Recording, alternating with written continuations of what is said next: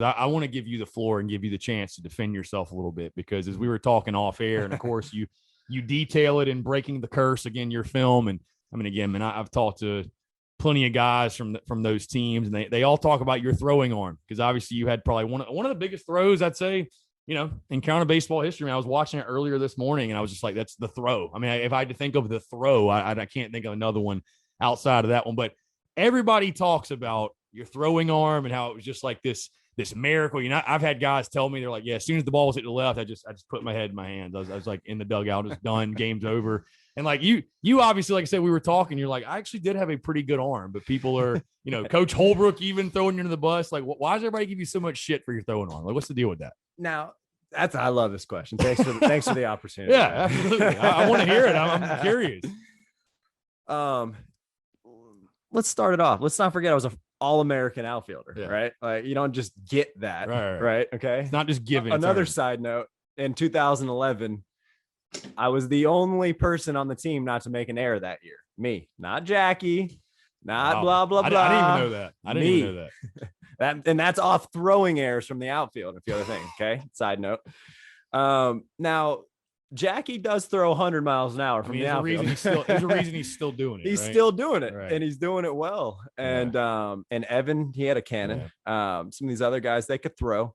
Now I'll contend, I didn't have the greatest arm. I probably didn't have major league arm strength, right? But I could get the ball in. When these guys are talking about you can't make a play, you can't throw it 50 yards to save your grandmother. Coach pretty sure that was proved otherwise. But no, I mean, a lot of that's good fun. Like Ray talks about it, like, and he'll say like, yeah, he didn't have the greatest arm. It was incredible. Or sometimes he'll be like, yeah, he had this fantastic arm. What are you guys talking about? Like, we do this every day. Like, no big deal. And for me, like, an outfielder's job is just get the ball to the cutoff and get to the next guy. If you can do that, you're good enough. Right. I wouldn't have been playing in the outfield in the College World Series in that moment if I couldn't throw a ball 50 yards. Right. So, I think it's there's maybe a little truth to it. Obviously I didn't have the greatest arm on the team, but I do have the biggest throw in school history. You can hang your head on that. And I'll ask even more in detail on that, man, because again, it doesn't matter if you have the greatest arm or the worst arm. In that moment, that ball gets hit to you. I'm sure in your head, it's like, oh shit, here we go. Well, here's another side note too, is the way Florida scored their first run that game was on a fly ball to me. Really? And it was a pretty tight play. We almost had him. I hit the cut hard right away. Perfect throw to the cutoff man. And he maybe didn't need to cut it. He did cut it. And he got it quick. The guy was safe by a foot, 2 feet. So again, like, there was a good throw. But no, so I mean, I talk about the throw. It's kind of an insane thing. That baseball is this, you understand, you played it. It's this strange game of life and universal stuff, and weird things happen, and like higher powers, bro. Like the baseball gods are real. The baseball gods are real, man. They are as real as can be. And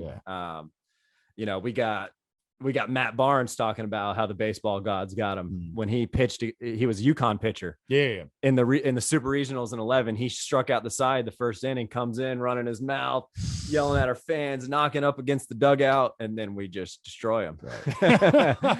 And I interviewed him, and he's on camera talking about that, which is fun. But to the throw, man, I had one of those baseball feelings, right? Of like intuition, God, whatever. Tanner calls it heightened awareness, which I actually really like that term still. But really I had it to where, and this actually goes much deeper into my overall like personal story and how that follows USC stories and what was really happening and what I was really going through at that time. Save those details till a little later, but I did, man. I straight up had this feeling of like a knowing of like, this ball's about to come to you. Yeah. And again, I look over, there's Jackie. It ain't going to him. He'll throw the guy out. Like, you got Evan, who's he'll be expected to, at least. Literally, exactly. Yeah. And you got Evan, who ended up in the AAA outfielder stud. Great players. So I had this feeling of, again, like, oh, this is coming to you, and my roommate was pitching. Wingo had just made the plays before. I mean, a cool thing about me and Wingo is, like I said, I grew up with him. So and I've normally played center field always growing up. So and he'd always normally play shortstop. So growing up. So I literally for a decade was behind Wingo watching him make these insane plays just over and over and over again. So it's just like, I don't know. It was like, this is like your turn now is what it felt like, you know, it's like everyone's done their part. Now it's your part, you know, kind of thing. The ball will find you. Literally. So, and it was meant to find me and it did, man. So I, you know, comes right to me. Zunio hits it, who's in the bigs now. And crushes one. And I love it. The announcers are on camera saying they're a base hit away from winning this game. Their outfielders are too deep. What do they do? Not, were we? I guess not.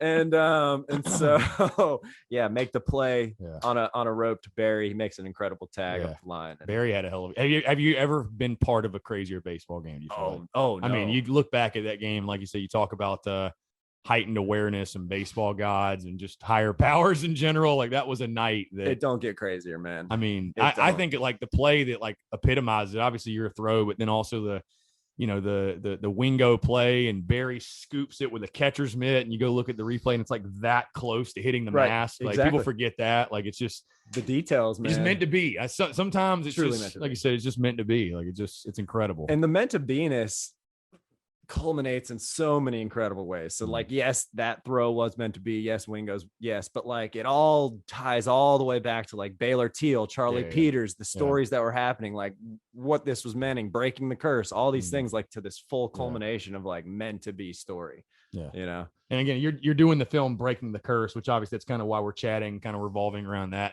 But I think, dude, your story, specifically you, is so cool because it just goes to show like how one decision can change your entire life. Because if you never leave Wofford and come to Carolina, I mean, it's just like, it's wild. And I'm sure you look back now and reflect, and obviously you have the film, which is a great reflection, but I mean, you probably couldn't have pictured that decision going much better than it did. Right. I mean, I just, you know, I appreciate that perspective. No, man, that's exactly right. It was, and it kind of is like that. And which is just like another little metaphor to baseball and life, I guess. Like one simple thing can change it all, you know, and change the whole course of everything. But that did happen for me. And so it was like, you know, I always felt like I was meant to be there at USC with my guys that I grew up with and was able to get back there and at the perfect timing. So it was, you know, like playing in those games, man, it truly unbelievable experiences, you know, like I remember Andy Demetra wrote up an article on it and they talk about it was like, I think they figured out the odds of it somehow. Even was like 3.2% chance to win that game.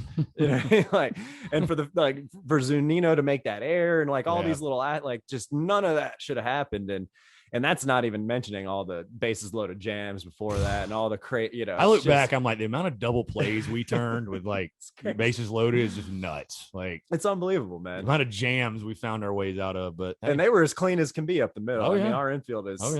And by the way, I mean, truly, like balls didn't drop in the outfield. Yeah, they didn't. Yeah. So we made the plays when we needed to. I made the plays when I needed to, and the throw. And so, F all the haters. No.